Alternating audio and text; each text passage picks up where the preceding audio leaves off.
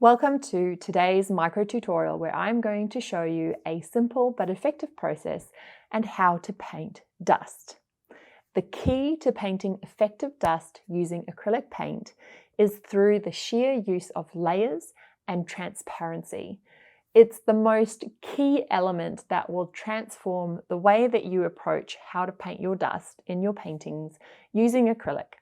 There is a slight variation as to how I would use oil paints in this situation.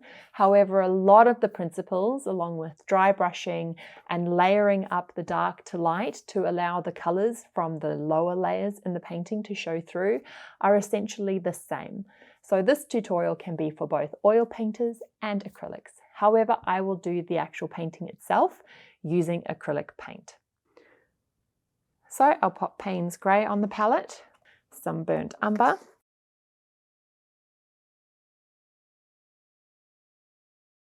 I'm just going to define dry brushing for you.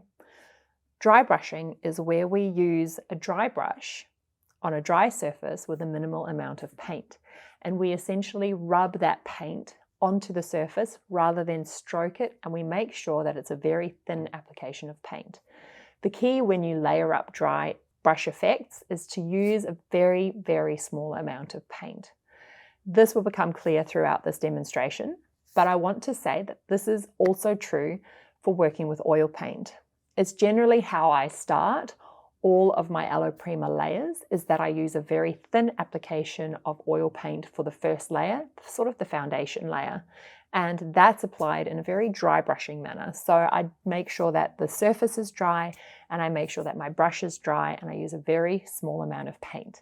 This is going to be reiterated throughout the tutorial just to sort of really enforce that into your approach to dry brushing and also creating these thin, transparent applications of paint.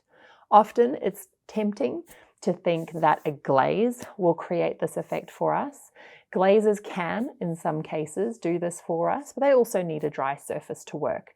And in order to create that soft, dissolving look to the dust, you're going to have to dry brush that glaze into its surrounding canvas. So dry brushing is kind of the key feature to this tutorial.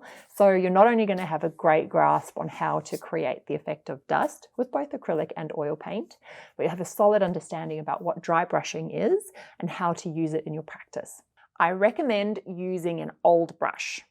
I enjoy using filberts for dry brushing, especially when it comes to rounded effect. So what we're going to do, we are going to create a layering process of dry brushing, and we're going to go from dark to light as per usual. The dark tones are going to set the stage for us to slowly build up our midtones, and as we add more and more of those lighter tones, we'll get more confidence with the value scale as we progress along with all the detail and bits and pieces to do with dust. So let's mix a tone that is going to resemble dust, which is usually brown. All right, we're dealing with a lot of brown here. So burnt sienna is a really great one if you want to create a little bit more of a richer red tone with your browns. Burnt umber, of course, is a really good one. And my favorite is raw sienna. Raw sienna is especially going to do a good job for us when it comes to our lighter values. So I'm going to pop that one in between the yellow ochre and the burnt sienna. So let's play with these tones just to keep it really simple. And let's start working on our next dark version of our midtone. So I want to use a little bit of raw sienna instead of titanium white. The reason why I'm avoiding titanium white for this kind of darker background color is because titanium white will make it look a bit milky. So raw sienna has enough opacity to it that it will help to give that opacity that we need. But remember, we want the black to show through. So we don't want to make the colors too opaque just yet. We want these first applications to be quite transparent, and in some places they start to form together to create a more opaque building blocks for the later colors. So I'm going to use a little bit of my burnt umber right next to it. And remember, this is going to be a very dark tone because it's all the browns to do with dust. I am not going to be too fussed. So my main goal here is to create that dusty effect. So dry brushing is exactly that. On a dry brush and a dry surface, and you go around and around. And please don't try and create a very even finish here. Try and sort of change the angle as you go, but allow that color to really sort of create a bit of texture as you're creating this, this layer, because dust is full of texture and it is important to make sure that you don't get rid of it.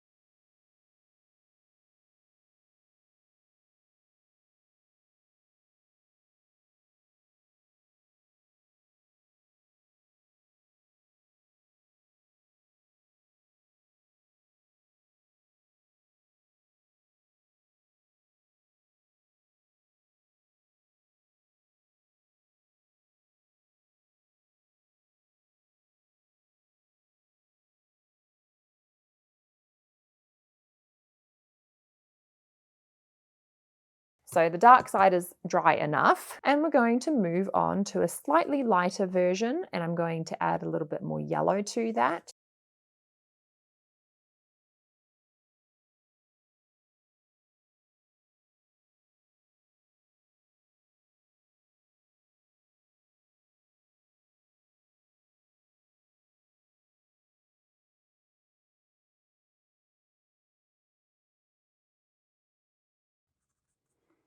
All right, so that is the next layer of a mid-tone. Obviously, it's going to very much depend on your reference photo and what you're looking at. This is just from my mind, so it is subject to some questioning. So this is why it's so important with acrylic paint when you're doing dry brushing to have a really dry surface. So if you look here, you'll see that there is like a little bit of marks made, and this can be the thing that you will face the most regularly when doing this process. The paint can grip and it pulls the layers out from underneath it. So you need to make sure that the layers beneath it are fully dry, because when this starts to happen, it is really hard to fix. It takes a lot more time and a lot more layers to get it back to the way it was. So I'm going to apply more light now, and I'm going to stick with my warmer tones, keeping along the browns and golden colors.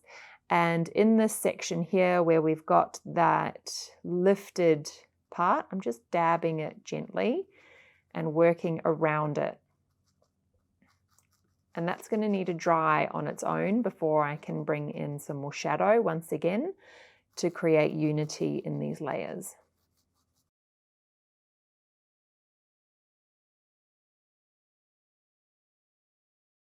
So now I'm just dry brushing this lighter tone across.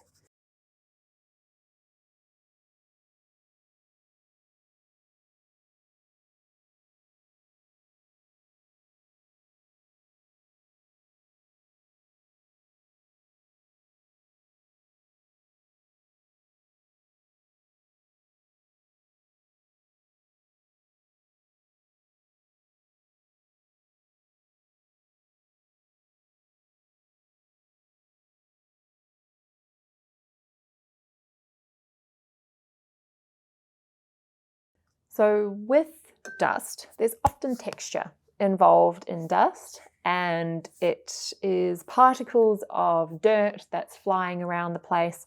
So let's add some extra elements of dirt, and I'm just going to use a mid-tone for this, not the brightest, and you can just dab that in. So a few flecks flying around.